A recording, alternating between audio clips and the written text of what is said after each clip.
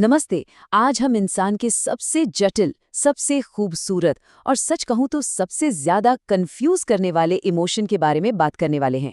आज के इस खास विश्लेषण में हमारा मकसद है हजारों सालों के इंसानी विचारों को डिकोड करना।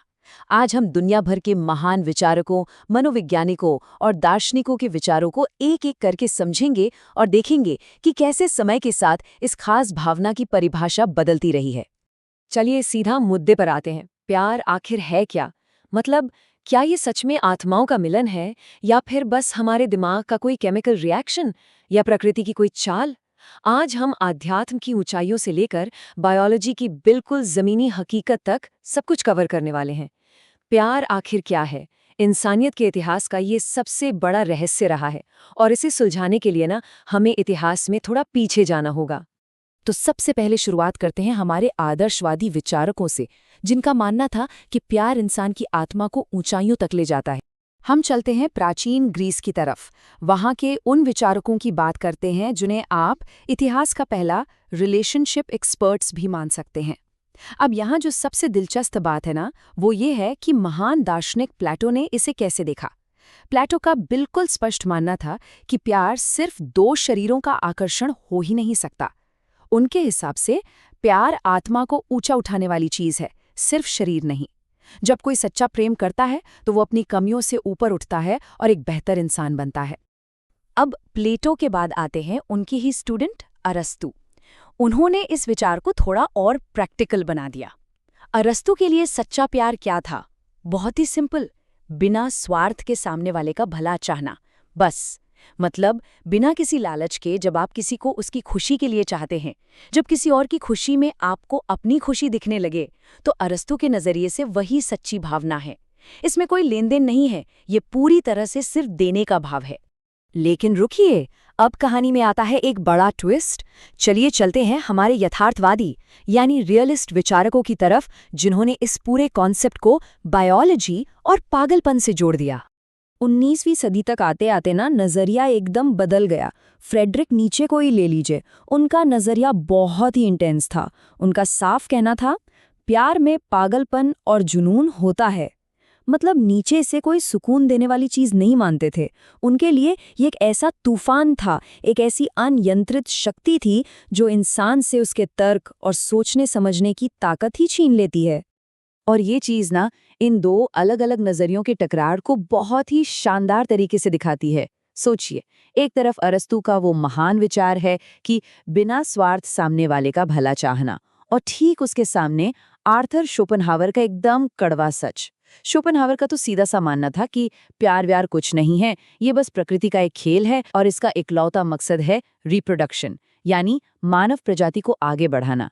शोपेनहावर के हिसाब से प्रकृति हमारे दिमाग के साथ ट्रिक खेलती है। एकदम प्रैक्टिकल दृष्टिकोण, रोमांस की कोई जगह ही नहीं। खैर, इसके बाद 20वीं सदी में आते आते एक नया ही कॉन्सेप्ट सामने आया, जहां प्यार को बाकायदा एक कला, एक आर्ट माना गया। मशहूर मनोवैज्ञानिक एरिक फ्रॉम ने कहा कि भाई, प्यार कोई ऐसी चीज नहीं है जो बस अचानक से आपके साथ हो जाए, या कोई बायोलॉजिकल खेल हो। ये तो एक कला है।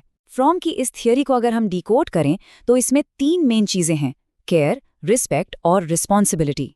उनके अनुसार अगर किसी रिश्ते में केयर यानी परवाह नहीं है, सामने वाले की रिस्पेक्ट नहीं है और जिम्मेदारी का एहसास नहीं है, तो वो प्यार हो ही नहीं सकता। किसी भी कला की तरह इसे भी हर दिन प्रैक्टिस करना पड़ता है। और अब इन सभी पश्चिमी विचारों को देखने के बाद चलिए रुख करते हैं उस पारलौकिक ज्ञान की तरफ, जिसने हजारों साल पहले ही इन उलझनों का एकदम सटीक उत्तर दे दिया था। गीता का निस्वार्थ सत्य। तो यहाँ सबसे क्रूशल पॉइंट ये है कि हम भगवद गीता की इस परिभाषा को गहराई से समझें। गीता के अनुसार सच्चा प्यार निष्काम होता है, यानी बिना लालच के, और ये वासना से एकदम अलग है।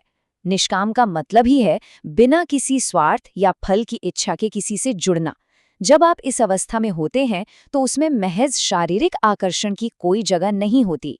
ये लालच और वासना से पूरी तरह मुक्त एक बेहद ही शुद्ध अवस्था है। तो अगर हम इस पूरे सफर की एक क्विक समरी देखें तो आप समझ पाएंगे कि बस नजरिए के बदलने से परिभाषा कैसे पूरी तरह से बदल जाती है। प्लेटो के लिए ये आत्मा को ऊंचा उठाने वाली चीज है, अरस्तु के लिए ये बिना स्वार्थ भला चाहना है, नीत्शे कहते हैं कि ये पागलपन और जुनून है, जबकि शोपेनहावर इसे रिप्रोडक्शन के लिए प्रकृति का खेल बताते हैं।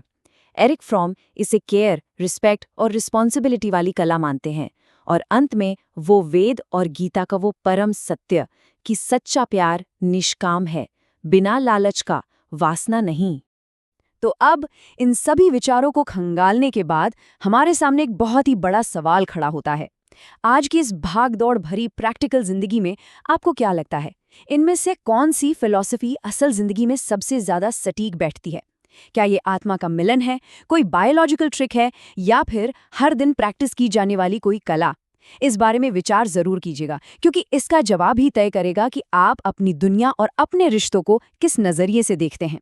इसी थॉट के साथ हमारी आज की ये चर्चा यही समाप्त होती है। हमेशा कुछ नया सीखते रहिए।